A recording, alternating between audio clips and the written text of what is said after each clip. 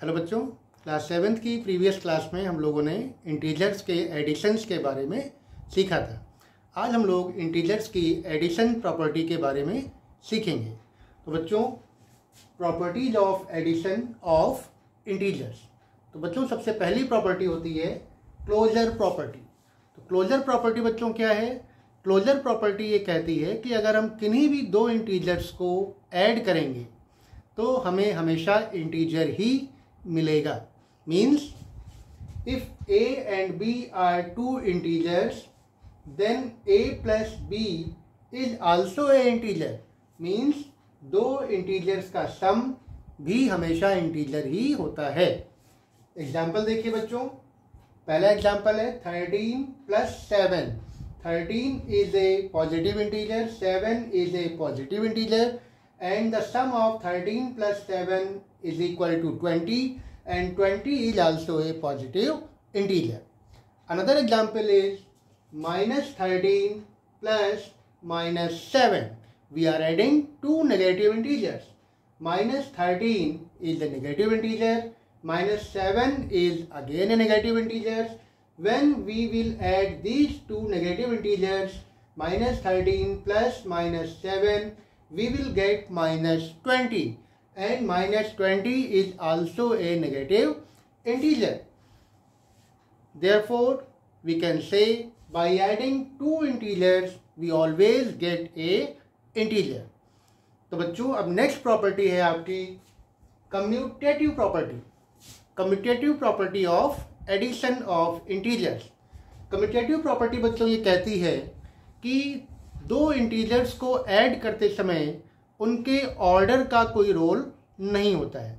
मतलब चाहे हम फर्स्ट इंटीजर में सेकंड इंटीजर को ऐड करें या सेकंड इंटीजर में फर्स्ट इंटीजर को ऐड करें, दोनों का सम हमेशा एक ही रहता है। फॉर एग्जाम्पल -3 प्लस 7, हमने यहाँ पर पहले -3 लिया है और उसमें हम लोग ऐड कर रहे हैं 7, तो आपका आंसर आ रहा है 4।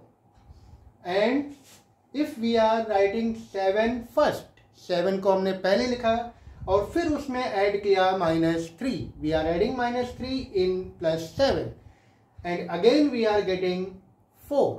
मीन्स ऑर्डर्स को बदलने पर, इंटीजर्स के ऑर्डर्स को अगर चेंज कर दिया जाए तो उनके सम में कोई भी चेंज नहीं होता है। तो बच्चों, अब अगली प्रॉपर्टी हम लोग पढ़ेंगे associative property. Associative property of addition of integer. Associative property ये कहती है बच्चों कि अगर हमारे पास 3 इंटीजर्स हैं, if we are having 3 integers, तो हम किन्हीं भी दो इंटीजर्स को पहले एसोसिएट करके उसमें थर्ड वाले को ऐड करें या किन्हीं दूसरे दो इंटीजर्स को पहले एसोसिएट करके फिर थर्ड वाले को ऐड करें, दोनों का सम एक ही रहता है। Means if a, b and c are 3 integers, then a plus b in bracket plus c will equal to a plus b plus c in a bracket। Means पहले हमने a और b को एसोसिएट किया, इनको add किया, फिर c को add किया, और इधर हमने पहले b और c को एसोसिएट किया, फिर a को ऐड किया, लेकिन दोनों की वैल्यूज इक्वल होंगी। तो इनका भी एक एग्जाम्पल देखते हैं बच्चों। 7 प्लस -13 प्लस 24, ये हमारे पास 3 इंटीजर्स हैं, 7 -13 एंड 24। तो हमने पहले किनको एसोसिएट किया है? 7 एंड -13 को एसोसिएट किया है और इनका सम आ रहा है -6, और उसमें हमने ऐड किया है 24। -6 प्लस 24, जब इनको हम ऐड करेंगे तो हमारा आएगा सम 18, यानी -6 और 24 को ऐड करने पर आएगा 18। अब देखिए बच्चों, इसी क्वेश्चंस को, इन्हीं इंटीजर्स को हमने दूसरी तरह से एसोसिएट किया है। -13 प्लस 24 को पहले एसोसिएट किया, इनको पहले ऐड किया, तो जब -13 और 24 को हमने ऐड किया तो हमारा आया 11, और फिर 11 में हमने 7 को ऐड किया, फिर आया हमारा 18। इन दोनों सिचुएशंस में हमारा जो आंसर है वो सेम है। मतलब किन्हीं भी दो नंबर्स को हम पहले, किन्हीं भी दो इंटीजर्स को हम पहले ऐड करें और फिर थर्ड इंटीजर को ऐड करें तो हमारा आंसर जो है वो सेम आता है। बच्चों अब इसके बाद हम लोग सीखेंगे एडिटिव आइडेंटिटी। तो बच्चों अगर आपसे पूछा जाए कि किसी इंटीजर में हम कौन सा इंटीजर ऐड करें कि उसकी वैल्यू में कोई भी चेंज ना हो, तो आप कहेंगे 0।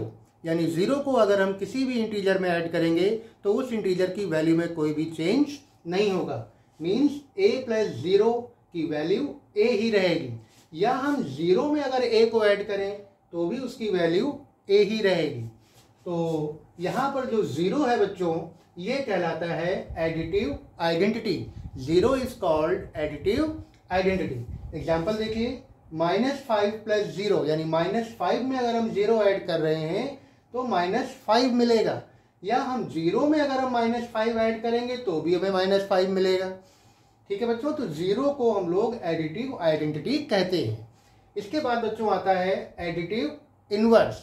एडिटिव इनवर्स अगर हम आपसे पूछें कि किसी भी इंटीजर में ऐसा कौन सा इंटीजर ऐड करें कि हमें एडिटिव आइडेंटिटी यानी 0 मिल जाए, तो आपका आंसर होगा कि उस इंटीजर का साइन चेंज करके, साइन बदल करके अगर हम ऐड करेंगे तो हमें 0 मिल जाएगा।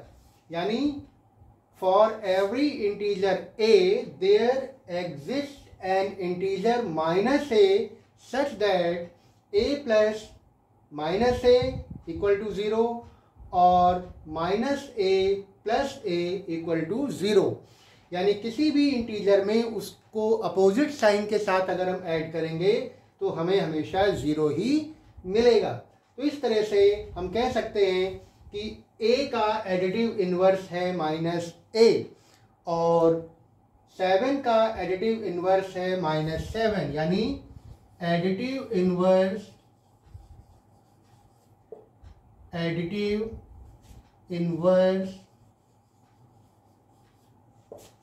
of 7 is equal to -7, and additive inverse of -7 will be +7।